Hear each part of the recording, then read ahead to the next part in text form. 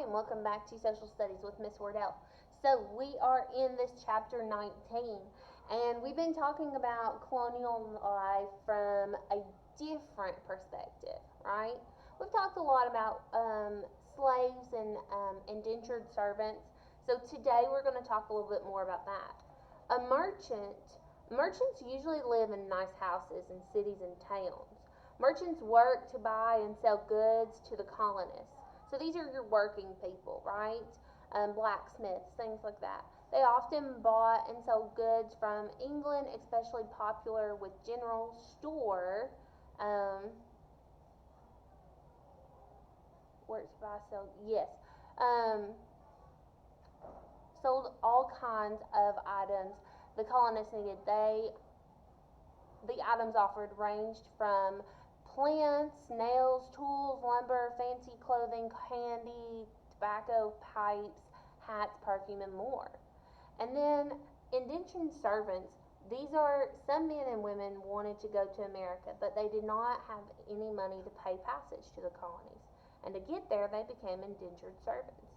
Indentured servants' contracts um, were commonly for 3 to 7 years of service, and at the end of the contract, the indentured servant was free. Some contracts even provided the servant with a piece of land once his or her obligation was fulfilled. Indentured servants worked long, hard days. Some died from exhaustion, sickness, or injury. And if indentured servants ran away, he or she would be brought back, beaten, and have the time of service lengthened. But indentured servants was not temporary. It was a financial arrangement designed to benefit both parties. It allowed many people to get to America who could not have otherwise. It also provided a labor supply to help build colonies and for many colonial for profit ventures. So today we're going to look and we're going to complete this graphic organizer to show who indentured servants were and an agreement between, and how it worked and how it met the needs of each party. So it sounds really bad, but at the time when at first it wasn't too awful bad. So who do you have here? Like in when you're talking about these indentured servants, you have the indentured servants first of all.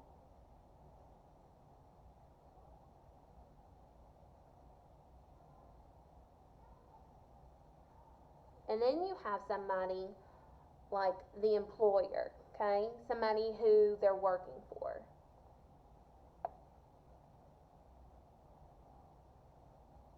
Right? So these are the two things. So what do indentured servants need? They want passage, right? They want passage to America, because that's what they said they wanted, but couldn't afford.